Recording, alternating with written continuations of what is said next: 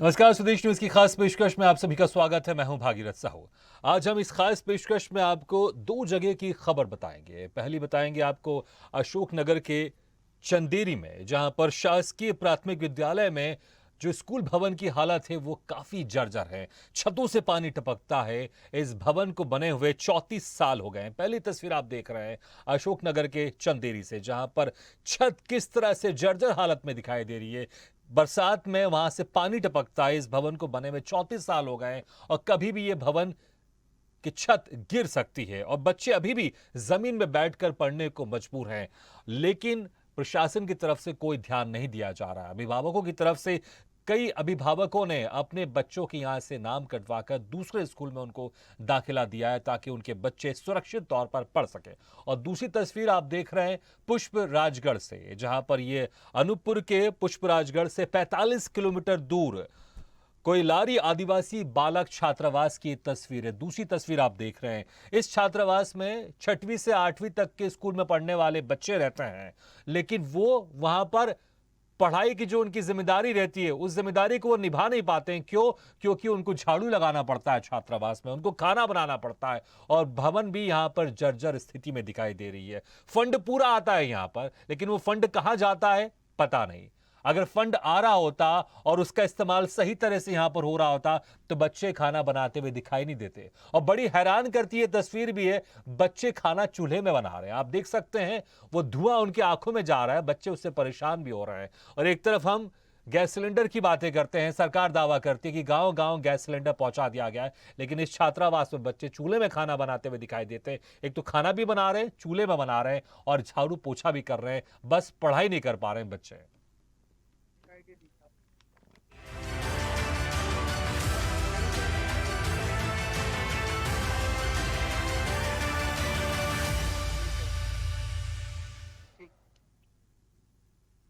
तो सबसे पहले रुक करते मध्य प्रदेश का। मध्य प्रदेश सरकार का दावा है कि वो स्कूली शिक्षा को लेकर काफी गंभीर है। सूबे में बच्चों को बेहतर शिक्षा देने के साथ ही व्यवस्थाओं के नाम पर करोड़ों रुपए खर्च किए जा रहे हैं, लेकिन इसके बाद भी अगर इस तरह की तस्वीरें देखने को मिले तो फिर क्या कहेंगे। बता दें कि यह अशोकनगर जिले में चंदेरी विकासखंड का शासकीय प्राथमिक विद्यालय है, जहां बच्चे अपनी जान जोखिम में डालकर पढ़ रहे हैं। स्कूल का भवन पूरी तरह से जर्जर हो चुका है। बारिश के समय यहां छत से पानी टपकता है। स्थिति यह है कि छत कभी भी गिर सकती है और कोई बड़ा हादसा हो सकता है, लेकिन जिम्मेदार हैं कि इस ओर ध्यान ही नहीं दे रहे हैं। बता दें कि नगर के बाहर शहर का यह शासकीय विद्यालय 1988 से संचालित हो रहा है।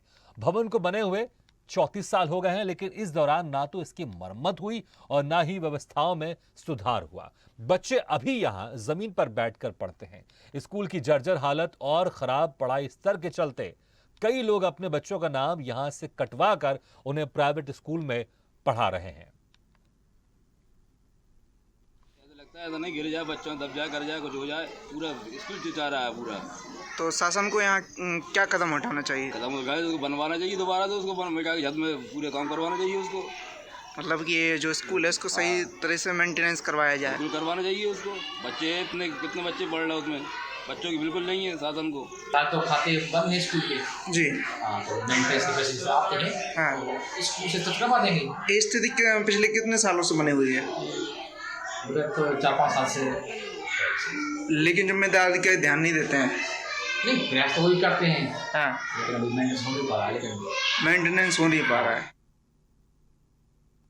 तो देखा आपने, जो जिम्मेदार हैं वो इस ओर ध्यान नहीं दे रहे हैं और यही वजह है कि 34 साल से ये जो भवन बना है इसकी मरम्मत नहीं हो पाई है और कभी भी ये भवन जो कि जर्जर हालत में है उसकी छत गिर सकती है और वहां पढ़ रहे जो नीचे बच्चे वहां पर पढ़ रहे हैं उनकी जान पर बना सकती है। लेकिन प्रशासन की तरफ से इस ओर ध्यान नहीं दिया जा रहा है और बच्चों के बैठने के लिए बेंच भी नहीं है, टेबल भी नहीं है। बच्चे जमीन में बैठकर पढ़ाई कर रहे हैं। तस्वीर वाकई हैरान करती हैं। तो बरसात के समय, बरसात का सीजन अभी भी पूरी तरह से गया नहीं है और बरसात के समय इस छत से, जर्जर छत से पानी भी टपकता है। इस खबर पर ज्यादा जानकारी के लिए बात करते हैं चंदेरी से संवाददाता दिनेश प्रजापति से। दिनेश, 34 साल से इस भवन की मरम्मत अभी तक नहीं हुई है, जो खबर हमारे पास सामने आ रही है, निकल कर आ रही है। आखिर क्या वजह है? फंड तो आता होगा, अगर नहीं आ रहा है तो क्यों नहीं आ रहा? क्या वजह है कि इसकी मरम्मत नहीं हो पा रही, या फिर जो अधिकारी है प्रशासनिक तौर पर वो इतने लापरवाह हैं कि उनको इन बच्चों की जान की परवाह ही नहीं है? सर, मैं आपको बता दूं कि चंदेरी ऐतिहासिक एवं पुरातत्व नगर है। इसके बावजूद भी यहाँ के सरकारी भवनों सहित स्कूलों की देखरेख नहीं है, जिस वजह से यह चंदेरी अब पीछे पिछड़ता हुआ जा रहा है सर। लेकिन यहाँ के जिम्मेदार अधिकारी और जनप्रतिनिधि बिल्कुल भी ध्यान आकर्षित नहीं कर रहे हैं। वहां पर जो अभिभावक है उन्होंने अपने बच्चों का नाम कटवा कर दूसरे स्कूल में पढ़वा रहे हैं, तो अभिभावकों की तरफ से शिकायत तो की गई इस मामले में, और वहां के जो जिम्मेदार लोग हैं वो क्या कर रहे हैं? शिकायत अभी तक कहां की गई है? क्या जो प्रशासन का प्रबंधन है इस प्राथमिक स्कूल में जो प्रिंसिपल होंगे, जो टीचर होंगे, क्या उनको दिखाई नहीं देता? अगर दिखाई दे रहा है तो उन्होंने क्या अधिकारियों से इसकी शिकायत नहीं की? अगर शिकायत की तो उनकी तरफ से क्या कुछ कहा जा रहा है? सर, जिम्मेदार जो अधिकारी हैं, वहाँ के प्रिंसिपल हैं, उनका कहना है कि हमने कई बार अपने वरिष्ठ अधिकारियों को आवेदन दिया है। वरिष्ठ अधिकारी हमको हर बार यह कहते हैं कि क्या नाम से हमारे पास कोई फंड नहीं है, फंड आते ही हम ठीक कराएंगे। लेकिन आज करीब ये भवन को जर्जर अवस्था में पड़े हुए करीब 10 साल गुजर गए हैं, लेकिन अभी तक स्कूलों के लिए स्कूल के मेंटेनेंस के लिए कोई फंड व्यवस्थित नहीं हो पाया। कितने बच्चे पढ़ते हैं इस प्राथमिक विद्यालय में? इस विद्यालय में लगभग 20 से 25 बच्चे अध्ययन करते हैं। और टीचर कितने हैं वहां पर? टीचर तब की 1 से 2 टीचर हैं इस स्कूल में। जी सर। अच्छा, हम देख रहे हैं बच्चे वहां पर जमीन में बैठकर पढ़ रहे हैं। बच्चों के लिए न टेबल है, न डेस्क है। आखिर क्या इसकी व्यवस्था कभी थी नहीं वहां पर? क्योंकि बच्चे हम देख रहे हैं दरी में बैठकर पढ़ रहे हैं वहां पर। जी, मैं आपको बता दूं, जब मैं स्कूल के अंदर प्रवेश हुआ, स्कूल में देखा कि स्कूल में फर्श तो छोड़िए, बच्चे जमीन पे बैठ के पन्नी पर बैठ के अध्ययन कर रहे हुए थे। लेकिन वहाँ जिम्मेदार अधिकारियों से बात की तो उनका हवाला था कि यहाँ कोई देखरेख नहीं है, ना हमने यहाँ वरिष्ठ अधिकारियों को दिया है, लेकिन हमें कोई फंड उपलब्ध नहीं होता है। दिनेश, एक फंड जो स्कूल के निर्धारित होगा वो फंड तो यहाँ पर मिलता होगा, क्या वो फंड वहां पर नहीं मिल रहा है समय से, या फिर मिल रहा है लेकिन वो घोटालेबाजों के हाथ से होते हुए कहाँ जा रहा है पता नहीं चल रहा है? जी बिल्कुल, मैं आपको बता दूं कि कहीं ना कहीं यह फंड मिलता भी होगा, लेकिन वह फंड के लिए गोलमाल कर दिया जाता होगा। जी। अच्छा, स्थिति हम देख रहे हैं बरसात के समय में, खबर है जो पानी भी वहां से टपकता है। बरसात का सीजन अभी खत्म भी नहीं हुआ है। क्या वहां पर कितने वहां पर कमरे में, आपसे ये भी जानना चाहूंगा। और इतनी जो बुरी हालत है, बच्चों को वहां पर पढ़ाया जा रहा है, जो उनके अभिभावक है वो चिंतित तो जरूर होंगे, क्योंकि कई अभिभावकों ने अपने बच्चों का नाम कटवा कर दूसरे प्राइवेट स्कूल में पढ़वा रहे हैं उनको। जी, मैं आपको बता दूं, जहां वो स्कूल में जो बच्चे हैं वहां पढ़ने के लिए वो इतने परेशान होते हैं। उनके अभिभावक कहते हैं यदि अगले साल तक आने वाले साल में यदि यह कमरों को ठीक नहीं करवाया गया तो हम सरकारी स्कूल से अपने बच्चों का नाम कटवा करके प्राइवेट स्कूल में हम नाम चढ़वाएंगे। ठीक, दिनेश, हम आपको यहाँ पर रोकना चाहेंगे। इस वक्त हमारे साथ बीजेपी नेता जुड़ गए हैं, आलोक तिवारी। आलोक तिवारी जी, बहुत बहुत स्वागत है आपका इस खास पेशकश में स्वदेश न्यूज के। आलोक तिवारी जी, बड़ी वाकई हैरानी होती है। देखिए, एक प्राथमिक विद्यालय है लेकिन उसकी स्थिति हम देख रहे हैं, जर्जर भवन है, छत कभी भी गिर सकती है, पानी टपकता है। क्या कर रही है आपकी सरकार? आदरणीय, किस विषय पे चर्चा हो रही है मुझे जानकारी? चलिए, मैं आपको विषय भी बता देता हूँ। अशोकनगर के चंदेरी में एक शासकीय प्राथमिक विद्यालय है। वहां पर जो बच्चे पढ़ते हैं वो ऐसी स्थिति में पढ़ रहे हैं कि आप भी हैरान हो जाएंगे। जो भवन है वहां पर कई सालों से उसका मरम्मत नहीं हुआ है। ऐसा लगता है कभी भी, तस्वीरों में हम देख रहे हैं कि कभी भी वहां पर छत का कोई हिस्सा नीचे गिर सकता है। और वहां पर जो मासूम बच्चे हैं वो जमीन में बैठ के पढ़ाई कर रहे हैं, दरी में बैठ के पढ़ाई कर रहे हैं। ये इस खबर पर हम चर्चा कर रहे हैं और इसलिए इस खबर पर हम आपका रिएक्शन जानना चाहेंगे। क्या कर रही है आपकी सरकार? देखिए, किसी भी समाज का निर्माण शिक्षा करती है और शिक्षा को मैं व्यक्तिगत रूप से सबसे महत्वपूर्ण मानता हूँ। और आदरणीय, मैं समझ नहीं पा रहा हूँ, नगर की चर्चा हो रही है, ग्रामीण की चर्चा हो रही है, मैं आपको फिर से बता रहा हूँ, प्राथमिक विद्यालय की चर्चा हो रही है, वहां पर जो स्थिति है उस पर चर्चा हो रही है। प्राइमरी स्कूल बहुत से हैं, एकदम से स्पेसिफिक किसी विषय की वो अगर जानकारी मुझे मिले। ठीक है, तो मैं आलोक जी, मैं आपको दे रहा हूँ जानकारी दे रहा हूँ। अशोकनगर के चंदेरी में एक शासकीय प्राथमिक विद्यालय है। मैं आपको उसकी जानकारी दे रहा हूँ। मैं आपको जानकारी दे तो रहा हूँ। आदरणीय, मेरे नगर में बहुत से प्राइमरी स्कूल हैं, बहुत से मिडिल स्कूल हैं, और बहुत संस्थाएं हैं, अच्छा कस्बा है, नगर पालिका क्षेत्र है, और निश्चित रूप से अगर कोई ऐसी बात अगर आप मेरे ध्यान में ला रहे हैं तो मैं इस दिशा में काम करूंगा। जी। शिक्षा वरदान है मानव जाति के लिए, मैं ऐसा मानता हूँ। और अगर कोई आप विषय लाया तत्काल मैं प्रशासन के संज्ञान में लाऊंगा। और आप विश्वास मानिए, एक नागरिक के नाते, एक राजनीतिज्ञ के नाते, एक पॉलिटिकल वर्कर के नाते, ये मेरी ड्यूटी है कि मैं एजुकेशन के लिए, बच्चों के भविष्य के लिए मतलब वो काम करूं। और बिल्कुल निश्चित रूप से हम अगर जैसे आप मुझे कोई जानकारी देते हैं, मैं उस दिशा में काम करूंगा। चलिए मैं आपको थोड़ी स्पेसिफिक इसकी और जानकारी दे देता हूँ। वहार शहर की ये प्राथमिक विद्यालय है जहां पर इसकी स्थिति बड़ी गंभीर है। मैं इसलिए आपको जानकारी दे रहा हूँ, अशोकनगर के चंदेरी में वहार शहर है, तो मुझे लगता है आप अपने स्तर पर इसकी जानकारी जरूर जुटाएगा। लेकिन मैं करूंगा जी वाकई, क्योंकि देखिए यहाँ पर आलोक जी, देखिए मासूम बच्चे उस जर्जर छत के नीचे पड़ रहे हैं।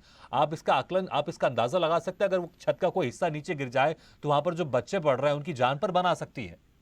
नहीं, बिल्कुल, बच्चे हमारा भविष्य है, उनकी चिंता करना हम सब के लिए बहुत महत्वपूर्ण विषय है। चलिए ठीक है, तो आलोक जी मैं आपसे विनती भी करता हूं, क्योंकि और आपकी जिम्मेदारी भी है कि जी आलोक जी, मैं आपसे विनती भी करता हूं, आपकी जिम्मेदारी भी है कि बच्चे वहां पर जिस स्थिति में पढ़ रहे हैं, बड़ी मुश्किल स्थिति है, तो आप उसको ध्यान दीजिएगा और जल्द से जल्द वहां पर जो बेहतर स्थिति हो सकती है आप वो करवाइएगा प्लीज। जरूर मैं दिखवाता हूं। ठीक, आलोक जी बहुत बहुत शुक्रिया हमारे साथ जुड़ने के लिए। और हमारे साथ सौरभ जैन जी जुड़ गए हैं, जो कि समाज सेवी हैं चंदेरी से। सौरभ जैन जी, जो एक जिम्मेदारी निभानी चाहिए अधिकारियों को, प्रशासन की, ऐसा लगता है यहाँ पर प्राथमिक विद्यालय में उनकी आंख यहाँ पर नहीं खुल रही है, वो देख नहीं पा रहे कि यहाँ पर क्या हो रहा है। एक जर्जर भवन के नीचे मासूम बच्चे पढ़ने को मजबूर हैं, और वो भी जमीन में बैठकर। बड़ी हैरानी होती है 21वीं सदी में, अगर आज हम बात करें कि कोई बच्चे जमीन में बैठ के पढ़ रहे हैं, बड़ी हैरानी होती है, क्योंकि बरसात का सीजन भी है, जमीन ठंडी पड़ जाती है, ऐसे में बच्चों की तबीयत भी खराब हो सकती है। क्या कहेंगे आप सौरभ जी? सौरभ जी सुनाई दे रही है आपको हमारी आवाज? हेलो, हाँ सौरभ जी, आप सुन पा रहे हैं हमें? सौरभ जी, आपका हमारी आवाज सुनाई दे रही है? सौरभ जी, चलिए लगता है कि हमारी आवाज शायद उन तक नहीं पहुंच पा रही है। लगातार बने हुए हमारे साथ है दिनेश प्रजापति, जो कि संवाददाता है चंदेरी से। दिनेश, आपको आवाज आ रही है हमारी?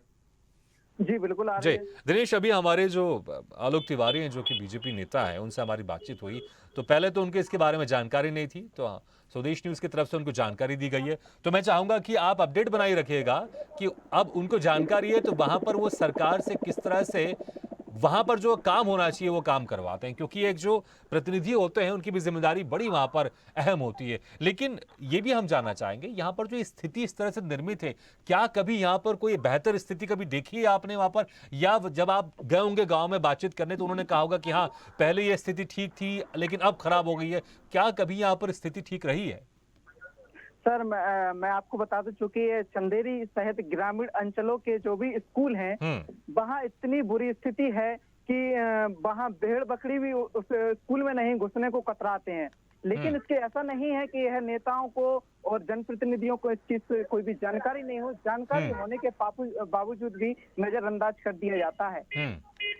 ठीक दिनेश, बहुत बहुत शुक्रिया इस तमाम जानकारी के लिए। लेकिन आप अपडेट रखिएगा कि इसकी स्थिति, क्योंकि हम उम्मीद करते हैं कि स्वदेश न्यूज में इस खबर पर चर्चा करने के बाद शायद वहां की स्थिति, वहां पर जो जिम्मेदार है उनकी आंख खुले और वो स्थिति को ठीक करने की कोशिश करें, और उम्मीद करते हैं बहुत जल्दी यहाँ की स्थिति ठीक होगी। चलिए बढ़ते हैं दूसरी खबर की तरफ। स्वदेश सरोकार में चलिए अब मध्य प्रदेश के अनूपपुर जिले का रुख करते हैं, जहां शिक्षा व्यवस्था की पोल खोलती बड़ी तस्वीर सामने आई है। दरअसल यहाँ स्कूल में पढ़ने वाले बच्चे चपरासी और रसोइया बन गए हैं। ये स्थिति तब है जब केंद्र और राज्य सरकार शिक्षा व्यवस्था पर करोड़ों रुपए खर्च कर रही है, लेकिन लापरवाह अधिकारी और शिक्षक सरकार के हर प्रयास पर पानी फेर दे रहे हैं। बता दें कि पुष्पराजगढ़ मुख्यालय से 45 किलोमीटर दूर स्थित कोयलारी में आदिवासी बालक छात्रावास है। यहाँ कक्षा 6 से 8 तक के बच्चे रहकर स्कूल में पढ़ाई करने जाते हैं। स्वदेश न्यूज की टीम जब इसे छात्रावास का जायजा लेने पहुंची तब नन्हे हाथों में कॉपी पेन के बजाय झाड़ू थी। वहीं जब हम रसोई घर में गए तो वहां बच्चे खुद खाना बनाते हुए नजर आए। अब जरा सोचिए, ये बच्चे ऐसे कैसे पढ़ेंगे और आगे बढ़ेंगे? इतना ही नहीं, जिस छात्रावास में ये बच्चे रह रहे हैं वो भी लगातार जर्जर होता चला जा रहा है। सुविधाओं के नाम पर यहाँ कुछ भी नहीं है, जबकि इसके नाम पर फंड भरपूर आ रहा है, लेकिन स्थिति क्या है ये आप तस्वीरों में देख ही सकते हैं। वहीं इस मामले में जब जिम्मेदारों से बात की जाती है तो वह हमेशा की तरह वही पुराना रटा रटाया जवाब देकर अपना पल्ला झाड़ लेते हैं। 22 लोग हैं जी। कब से रह रहे हैं 22 लोग? बहुत दिन से। बहुत दिन से रह रहे हैं। जी। बेटा खाने में क्या मिलता है आपको? दाल, रोटी, सब्जी, चावल। डेली? जी। बालक छात्रावास, ग्राम कोयलारी। हम देख रहे थे आप लोग झाड़ू भी लगाते हैं, तो बच्चे रोज झाड़ू लगाते हैं, लगवा रहे थे आप लोगों से, और देख रहे थे रोटी बना रहे थे, तो सर लोग भेजते हैं रोटी बनाने के लिए, और कर रहे थे मदद करने के लिए बोले थे आपको? जी। अभी वर्तमान में 30 बच्चे हैं। और पहले? इसके पहले पिछले सत्र 35 से 35 थे जी।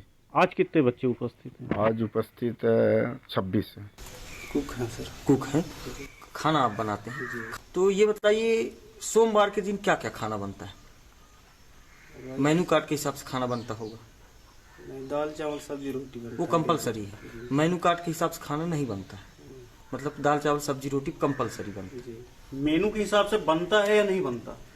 चारों तरफ इस तरीके से जानवरों की तरह बच्चे वहाँ ठूस दिए गए हैं, वहाँ न कोई खाना बनाने वाला है न देखने वाला है। मतलब ये ऐसे लगता है कि कोई अपराध कर दिए हों बच्चे। यदि छात्रावास में हैं तो लगता है कि वो अपराधी की तरह रह रहे। आज आपको बताऊं भ्रष्टाचार चरम सीमा पर है। कभी भी शिक्षण संस्थाओं से घूस नहीं लिए जाते थे, लोग आशा नहीं करते थे, लेकिन आज यही छात्रावास जो है भ्रष्टाचार के अड्डा बन गए हैं। पाई गई कि परीक्षण में बच्चों की संख्या के बीच में अंतर दिखाई पड़ रहा है, तो विकास के शिक्षा अधिकारियों को भेज के इसकी जांच करा लेते हैं। जांच के बाद सच्चाई सामने आ गई। सर रसोईया नहीं उपस्थित हुआ और बच्चे चूल्हे में रोटी पकाते हुए दिखे। जांच में बिंदु रखे जाएंगे। अगर सर जांच में दोषी पाए जाते हैं तो क्या कार्रवाई करेंगे सर? तो वाकई बड़ी हैरानी होती है कि जो बच्चे वहां पर पढ़ने जा रहे हैं वो बच्चे काम कर रहे हैं, और वो भी हैरानी होती है कि तस्वीरों में देख सकते हैं लकड़ी में खाना बना रहे, वो धुआं उनकी आंखों को कितना नुकसान पहुंचा रहा होगा। इस खबर पर और ज्यादा जानकारी के लिए बात करते हैं हमारे संवाददाता पुष्पराजगढ़ से अनिल दुबे से। अनिल दुबे, जो स्थिति यहाँ पर चली आ रही है, ये स्थिति कब से वहां पर निर्मित है, और क्या वहां पर रसोई नहीं है, साफ सफाई के लिए वहां पर लोग नहीं है, कि आखिर क्यों बच्चों से वहां पर इस तरह साफ सफाई करवाई जा रही है, बच्चों से खाना बनवाया जा रहा है? भागीरथ, देखिए अनूपपुर जिले का पुष्पराजगढ़ जो क्षेत्र है ये आदिवासी अंचल, आदिवासी क्षेत्र है पूरा ही। और कोयलारी की बात करें हम तो कोयलारी या पुष्पराजगढ़ मुख्यालय से लगभग 45 किलोमीटर है। तो वहाँ पे इस कंडीशन पे जिले से अधिकारी रोजाना निरीक्षण करने नहीं पहुँचते। कभी कभार अगर टीम पहुँचती है तो उस दिन चाक चौबंद व्यवस्था वहाँ पे की जाती है। और छात्रावास की बात करें तो वो स्थिति जो है अगर निरीक्षण करते हैं अधिकारी तो स्वयं सामने उनके तस्वीरें जो है सब सामने आ जाएगी। और वर्तमान में काफी दिनों से उस छात्रावास का निरीक्षण न होना ये भी कहीं ना कहीं पे सवालिया निशान खड़ा करता है, क्योंकि अगर छात्रावास का लगातार अधिकारियों के द्वारा अगर निरीक्षण किया जाता तो इस तरह के हालात, इस तरह की तस्वीरें सामने नहीं आती, क्योंकि तस्वीरें कभी झूठ नहीं बोलती। बिल्कुल अनिल, हम दोबारा आपके पास जुड़ेंगे। इस वक्त हमारे साथ है पुंदूलाल सिंह मार्को, जो हमारे साथ जुड़ गए हैं, कांग्रेस विधायक है पुष्पराजगढ़ से। पुंदूलाल जी, आपको बहुत बहुत स्वागत है हमारी इस खास चर्चा में। बहुत ही एक खास चर्चा यहाँ पर हो रही है, क्योंकि बच्चों के भविष्य का यहाँ पर सवाल है। जो बच्चे छात्रावास में पढ़ने के लिए जाते हैं लेकिन उनके पास समय नहीं है, क्योंकि वो खाना बनाने में उनको लगा दिया जा रहा है, उनको साफ सफाई में लगा दिया जा रहा है, तो बच्चे पढ़ेंगे कब? ये बहुत शर्मनाक बात है, दृश्य भी है। जिस तरीके से बच्चों ने रोटियां बना रहे हैं, सब झाड़ू लगा रहे हैं, ये चिंता का विषय है। और इस विषय पर हम लोगों ने हमेशा अधिकारियों को, अधीक्षकों के बैठक में भी इस बात को हम लोगों ने रखी है। लेकिन अभी भी क्योंकि मध्य प्रदेश में इस तरीके की घटनाएं अनवरत आ ही रही हैं, अभी पूरे मध्य प्रदेश में है। जिस तरीके से आज छात्रावास आश्रमों में जो बच्चों से झाड़ू लगवाना, खाना बनाना, पानी भराना, ये जो सारी चीजें ये कराए जाते हैं, क्योंकि जो जिस उद्देश्य से बच्चे छात्रावासों में, आश्रमों में रहते हैं, उसके उद्देश्य की पूर्ति नहीं हो पाती। पुंदूलाल जी, लेकिन 2 साल पहले अगर बात करें, 2 साल पहले तकरीबन 1.5 साल आप लोग की भी सरकार रही, कांग्रेस की भी सरकार रही, और आप वहां से विधायक भी हैं, तो क्या कभी आपने उस ओर ध्यान नहीं दिया? क्या आपको नहीं लगा कि ठीक है अभी आपकी सरकार है, क्योंकि अभी बीजेपी की सरकार है तो आप बीजेपी की सरकार पर आरोप लगा रहे हैं, लेकिन जब आपकी सरकार थी उस वक्त भी स्थिति यही थी, सुधारने की कोशिश नहीं गई आप लोग की सरकार की तरफ से? देखिए, हम लोगों ने हमेशा सुधारने का प्रयास किया है, आज सत्ता में रहे अथवा सत्ता में न रहे। ये बीजेपी ने ये छात्रावासों को नहीं खोला है और न ये एक भी छात्रावास का उन्नयन किया है। मैं बताऊं, ये जितने छात्रावास खुले हैं वो कांग्रेस के सरकार के समय में ही खुले हैं। जो भवन बने हैं कांग्रेस के समय के भवन बने हुए हैं।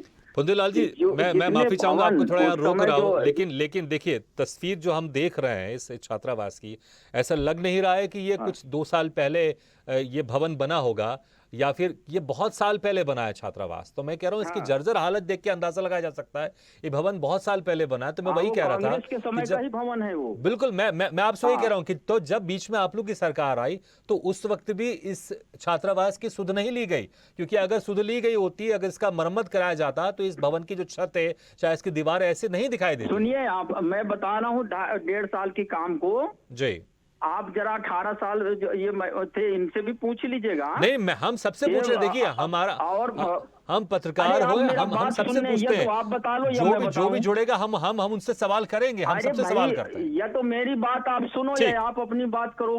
कीजिए आप अपनी। जब आप मेरी बात नहीं सुनोगे तो फिर मैं ब्रेक होता हूँ। नहीं, ठीक है, सुन रहे, कहिए आप। ऐसा नहीं कि आप बताएं। ठीक है, मेरा कहना है सत्ता किसी का भी हो, हमारी प्राथमिकता वो है कि जिस उद्देश्य से छात्रावास आश्रम खोले गए हैं उस उद्देश्य की पूर्ति होनी चाहिए। ठीक। और जो भी वर्तमान में जो सरकार है उसकी ज्यादा जिम्मेदारी है कि आप कहेंगे कि हम 70 साल में हमने क्या किया। 70 साल में हमने भवन बना के दे दिया, विद्यालय खोल के दे दिया, छात्रावास संचालित कर दिए। उसके बाद जो वर्तमान की जो सरकार भी 18 साल था, सबसे ज्यादा कचरा इन्होंने किया। बिल्कुल, उसमें कोई शक नहीं। देखिए, नहीं थे कि अनुसूचित जाति जनजाति के लोग पढ़कर के अच्छे निकले। आप ये प्रश्न क्यों नहीं करते हैं कि किसी भी छात्रावास से एक भी IAS IPS एक भी बच्चा नहीं बना? फुंदूलाल जी, इस खबर को दिखाने का हमारा ये उद्देश्य है कि सरकार जागे और जो अभी सरकार है वो जागे और जो यहाँ की स्थिति है बेहतर हो, ताकि जो बच्चों का भविष्य बेहतर बन सके। कमीशन खोरी भ्रष्टाचार से यह सरकार पूरा लिप्त है। छात्रावासों से कमीशन लिया जा रहा है, 2-2 हजार रुपए लिया जाता है, वहां नीचे से ऊपर तक भेजे जाते हैं। कभी दुख के साथ इस बात की फुंदूलाल जी, बहुत सारे आरोप हैं आपके सरकार के ऊपर, लेकिन हम चाहेंगे कि कांग्रेस विधायक होने के नाते भी आप इस मुद्दे को सदन तक उठाएं और इस मुद्दे को सरकार के सामने रखें, ताकि इन बच्चों की जो समस्याएं हैं, जो इनका भविष्य है, वो सुनहरा हो सके। फुंदूलाल जी, बहुत बहुत शुक्रिया हमारे साथ जुड़ने के लिए। लगातार बने हुए हमारे साथ अनिल दुबे, जो कि संवाददाता हैं पुष्पराजगढ़ से। अनिल दुबे, देखिए सरकार किसी भी की हो, जब आप उनसे सवाल करते हैं तो उस वक्त जो सरकार जो विपक्ष में बैठे रहते हैं, अगर आप उनसे सवाल करेंगे तो सरकार को दोष देते हैं, और सरकार में जो बैठे अगर आप उनसे पूछेंगे तो पुरानी सरकार को दोष देते रहते हैं। लेकिन स्थिति वहां पर ठीक होते हुए दिखाई देती नहीं है, क्योंकि अभी हमारे साथ विधायक जुड़े थे जो कि कांग्रेस विधायक है, बीच में 1.5 साल की भी उनकी सरकार रही है, लेकिन उनकी तरफ से भी कोई सुध नहीं लिया गया। और अभी लगातार कई सालों से बीजेपी की सरकार है, 15 साल भी रही है, अभी 2 साल से बीजेपी की भी सरकार है, लेकिन उनकी तरफ से भी कोई सुध नहीं लिया जा रहा है। सरकार किसी भी की हो, लेकिन इस छात्रावास का सुध कोई नहीं ले रहा है। देखिए, सरकार किसी की भी हो, नेताओं का तो काम ही है आरोप और प्रत्यारोप का। यहाँ पे प्रशासनिक अधिकारियों को इन सब मामलों को संज्ञान में लेना चाहिए। अगर इस तरह की तस्वीरें अगर अधिकारियों के संज्ञान में आती है तो त्वरित जो है उस छात्रावास का निरीक्षण किया जाना चाहिए और वहाँ पे जो व्यवस्था है उनको सुधार करवाना चाहिए। चाहे किसी भी तरह का आरोप और प्रत्यारोप की जहाँ बात है तो नेताओं का ही हमेशा। अनिल, एक इंपॉर्टेंट सवाल करना चाह रहा हूँ, क्योंकि बच्चे कह रहे थे वहां पर 22 बच्चे पढ़ते हैं, वहां पर 22 बच्चे रहते हैं, और वहां के जो जिम्मेदार थे उससे छात्रावास के, उनका कहना है 30 बच्चे हैं। असल में कितने बच्चे हैं वहां पर जो रहते हैं वहां पर? देखिए, वहां पे जब बच्चों से बात की, क्योंकि हम लोग जब वहां पे पहुंचे तो बच्चों ने सीधे, वो भी एक बच्चा नहीं 2-3 बच्चों की बाइट हमारे पास है, उन्होंने सीधा बोला 22 बच्चे हैं। और वहीं शिक्षक से पूछने पे 30 बच्चों का उन्होंने बताया कि 30 बच्चे हैं, एक बच्चे का ऑनलाइन नहीं हो पाया है। तो वहाँ पे हमें सिर्फ जो बच्चे दिखे उससे 22 ही बच्चे वहाँ पे दिखे।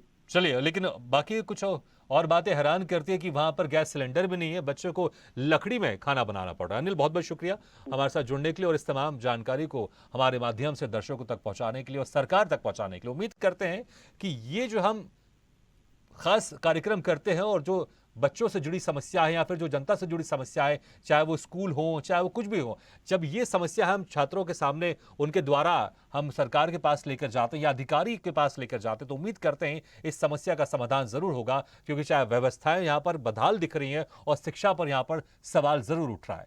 इसी के साथ हमारे इस खास पेशकश में फिलहाल इतना है, लेकिन खबरों का सिलसिला लगातार जारी है। आप देखते रहिए स्वदेश न्यूज, सबसे पहले देश।